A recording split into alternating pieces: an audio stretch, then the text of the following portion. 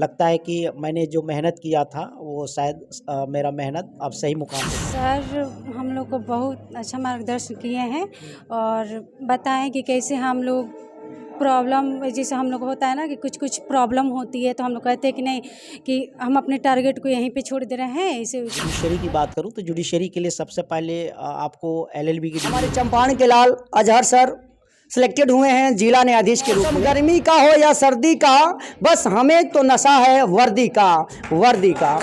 मेरा नाम अर्जुन चौरसिया है, आप देख रहे हैं हम तक न्यूज।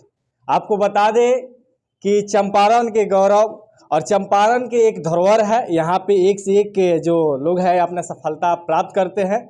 चंपारण बहुत सारे चीज़ों में जो कि इतिहास रचता है और रचते आता भी है। आपको बता दें चंपारण के लाल अजहर आलम जो कि बने जिला जज, और इनसे कुछ इनके जीवनी जानेंगे और क्या मोटिवेट करते हैं सभी बच्चों को। और आज के प्रोग्राम जो हुआ है कि रिजल्ट जोन में, और यहाँ पर उपस्थित तमाम सभी लोग हैं, और यहाँ पर चीफ गेस्ट में है सुफिया मैम है जो कि आफ्ताब ट्रस्ट जो चलता है उसके द्वारा ये सब कार्यक्रम हो रहा है, और शिवम सर है यहाँ के संस्थापक। कुछ सर से जानेंगे कि क्या बताते हैं मार्गदर्शन और कैसे कैसे अपने जीवन में यहाँ तक पहुँचे। सबसे पहले सर आपका बहुत बहुत स्वागत है। आपका भी और आपके जो चैनल के व्यूअर हैं उनका भी वेलकम। Thank you sir. सबसे पहली शुरुआत आपसे करेंगे, जब आपका फर्स्ट रिजल्ट आया तो उस समय क्या लगा? समय सबकी खुशी होती है, कोई भी रिजल्ट किसी आदमी को भी जब उसको न्यूज़ मिलता है तो उसे खुशी ही होती है। और लगता है कि मैंने जो मेहनत किया था वो शायद मेरा मेहनत अब सही मुकाम पे पहुंचा है। अच्छा, यहाँ तक पहुँचने के लिए आपने क्या क्या प्रयास किया सर?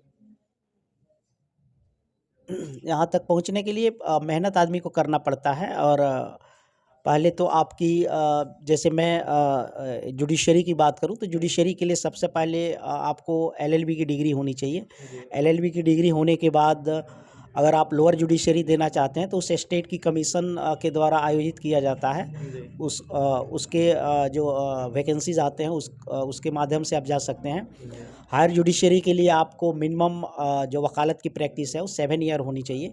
7 ईयर प्रैक्टिस होने के बाद आप जो हायर जुडिशरी की फॉर्म होती है भर सकते हैं।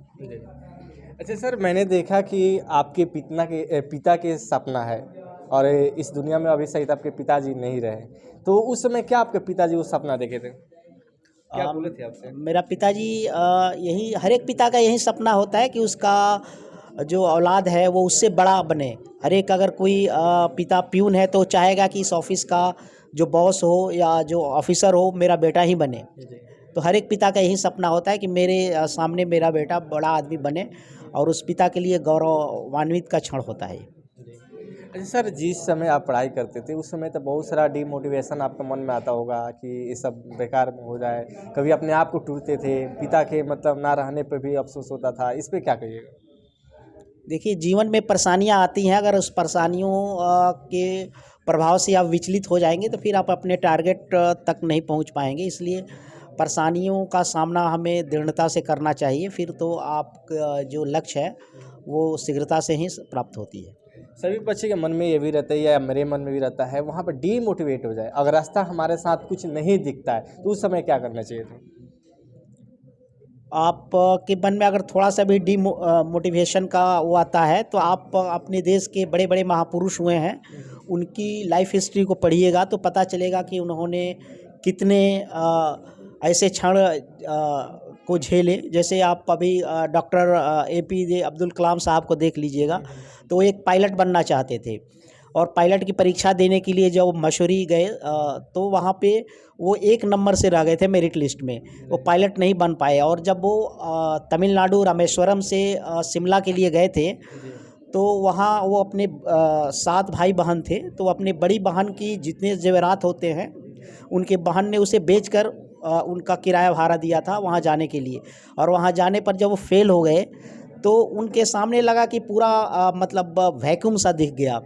वो यहाँ तक अपनी जीवनी में लिखे हैं कि मैं चाहता था कि मैं अपने जीवन को समाप्त कर दूं, लेकिन तभी जब टहल रहे थे ऐसे जंगल के किनारे तो एक साधु की कुटिया मिली और उन्होंने बताया कि बेटा ये छोटा पद तुम्हारे भाग्य में नहीं था, तुम्हारे भाग्य में तो ईश्वर ने बहुत बड़ा पद लिखा है, इसलिए तुम आगे बढ़ो। और रही तुम्हें जाने के लिए रामेश्वरम, तो मैं पैसा कुछ दे देता हूँ और जाओ रामेश्वर तुम, कि भगवान को तुम्हें छोटा पद मंजूर नहीं था, तुम्हें बहुत बड़ा पोस्ट मिलने वाला है। और इससे मोटिवेट होकर फिर वो वहाँ गए और एक दिन हम सब जानते हैं कि भारत के सबसे बड़े वैज्ञानिक और इस देश के राष्ट्रपति भी बने। अच्छा सर, जैसे कि आप जिला जज बने हैं और जिला के लिए आप क्या मतलब सोचते हैं, और जितने भी सब कोई आपकी नज़र में निर्दोष दिखता है, पुलिस के नज़र में तो सब कोई चोर दिखता है, लेकिन जैसे वहाँ पे कोर्ट में आते हैं तो उस जज के सामने सब कोई निर्दोष दिखता है, इस पे कुछ क्या कहिएगा? नहीं देखिए, जुडिशरी जो होती है उसकी काम काफ़ी जिम्मेवारी की काम होती है और उसमें जो दो पक्ष होते हैं, एक पक्षकार होता है जो केस लाता है, दूसरा जो डिफेंस करता है। दोनों की बात, गवाहियाँ सब देखने के बाद फिर जज का काम होता है कि उसमें से सही तथ्य को निकाल के उसके आधार पर फैसला करना। हमारे साथ सुफिया मैम है और इनसे जानते हैं कि ये क्या कहती है। मैम, आपको बहुत बहुत स्वागत है। जी, आपका बहुत बहुत स्वागत, आपकी चैनल का भी बहुत बहुत शुक्रिया। आप हमसे क्या जानना चाहते हैं? आज के कार्यक्रम के बारे में मैम क्या बताइएगा? आज का कार्यक्रम हमारे जज साहब जो बने हैं, हमारे चंपारण के बेटे, इनके स्वागत के लिए हम लोग ने ये कार्यक्रम को ऑर्गेनाइज़ किया और हमारे शिवम सर जो हैं इन्होंने कहा हमारी संस्था में होगी। हमारे आफ्ताब सर ने इसको सब प्रोग्रामिंग किए और इस तरह से इन्हीं के सम्मानित करने के लिए हम लोग ये प्रोग्राम रखे।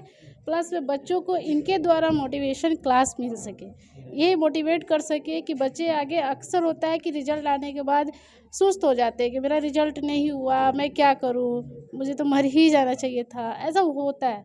तो इसीलिए इनको हमने इनवाइट किया और ये बच्चों को मोटिवेट करे कि रिजल्ट नहीं होने पर हार नहीं माननी चाहिए, हमें फिर से कोशिश करनी चाहिए। और इस तरह इसीलिए इस प्रोग्राम का ऑर्गेनाइज किया गया और सर को बुलाया गया। ऐसे देखते हैं कि बहुत सारे मतलब कोई अपने जिला के चाहे कोई भी अच्छे काम करते हैं तो वहाँ पे आप पहुँच जाती है और उनको मतलब एक अलग तरह से मोटिवेट करती है ताकि इसे भी बेहतर करें। हाँ, बेहतर यही कोशिश है हमारी कि बच्चे कभी किसी मोड़ पे जाकर मोटिवेट की ज़रूरत पड़ती रहती है, वो हार मानते ही रहते हैं, उन्हें मोटिवेशन की हर पल ज़रूरत पड़ती है। इसलिए हम लोग ये ऑर्गेनाइज़ करते रहते हैं, बच्चों को मोटिवेट करते रहेंगे और सर के सहयोग से हम लोग इस क्लास को बहुत आगे लेके जाएंगे। अभी शिवम सर है जो रिजल्ट जो उनका फाउंडर है, और सबसे पहले बता दें कि ये बेतिया में अपना दबदबा बना लिए हैं और रिजल्ट के मामले में भी बताएं तो बहुत ज़्यादा आगे बढ़ रहे हैं और बच्चे खोज के इनको आते हैं कि रिजल्ट जिनका है शिवम सर कहाँ पढ़ाते हैं वहाँ पहुँच जाते हैं बच्चे। ये नहीं कह रहे हैं, बच्चों के मुंह से भी सुने हैं, बहुत सारे हमें बेतिया से जुड़े हैं तो हमको पता भी है शिवम सर के बारे में। सबसे पहले सर तो आपको बहुत बहुत स्वागत है और आपके क्लासरूम में जो कि जिला जज जो बने हैं वो सर आपके कोचिंग में पधारे हैं, इस पर क्या कहिएगा? धन्यवाद सर, और आप सबका नमन है मेरा। जय हिंद। सभी इस चैनल के जितने भी दर्शक हैं उन सबका अभिनंदन है। हम तक न्यूज़ ये मेरे मित्र ही हैं और इनके शब्द जो हैं उसमें वास्तविकता भी है और बच्चे खोज कर आते हैं क्योंकि कुछ चीज़ देना है हमें। इस चंपारण की धरती से एक गौरवमय इतिहास रचना है। इसके लिए मैं एक संस्थान स्थापित किया था अक्टूबर 2023 में, रिजल्ट जोन के नाम से, जो अभी मेरे द्वारा संचालित हो रहा है और भी मेरी टीम है जिसमें अपना सहयोग देती है। साथ ही साथ समय समय पे मैं सिलेक्टेड जितने भी एस्पिरेंट्स होते हैं अलग अलग क्षेत्रों के, मैं उन्हें बुलाता हूं और उनसे मोटिवेट कराता हूं बच्चों को, ताकि वो अपने जीवन में सीख ले सके, प्रेरणा ले सके, आगे बढ़े। तो इसी क्रम में आज हमारे चंपारण के लाल अजहर सर सिलेक्टेड हुए हैं जिला न्यायाधीश के रूप में। तो ये कार्यक्रम उनके सम्मान के लिए था, साथ ही साथ उनके मार्गदर्शन को लेने के लिए हम सभी आतुर थे। तो यह मार्गदर्शन के साथ साथ सम्मान समारोह है और इस कार्यक्रम के तहत हमारे शेरनियाँ भी मौजूद हैं, हमारे मित्र मीडिया बंधु भी हैं। मैं सबका धन्यवाद देना चाहूँगा कि आपके बदौलत ये सफल हो रहा है और आज हमारे बच्चे जाग रहे हैं, जागृत हो रहे हैं। मैं सबसे एक ही बात बोलता हूँ और आज भी इस चैनल के माध्यम से बोल रहा हूँ कि मौसम गर्मी का हो या सर्दी का, बस हमें तो नशा है वर्दी का। और इस चंपारण की धरती से सबको हमें सफल बनाना है। ये मैंने खुद को वादा किया है कि मैं जब तक रहूंगा, जिस विभाग में अगर मैं जाता हूं, वहां से भी निःशुल्क रूप से, साथ ही साथ कमजोर, आर्थिक रूप से कमजोर या किसी प्रकार के यदि कमजोर बच्चे हैं, उनकी मदद करने से मैं कभी पीछे नहीं हटूंगा, हमेशा तत्पर रहूंगा, हमेशा तत्पर रहूंगा।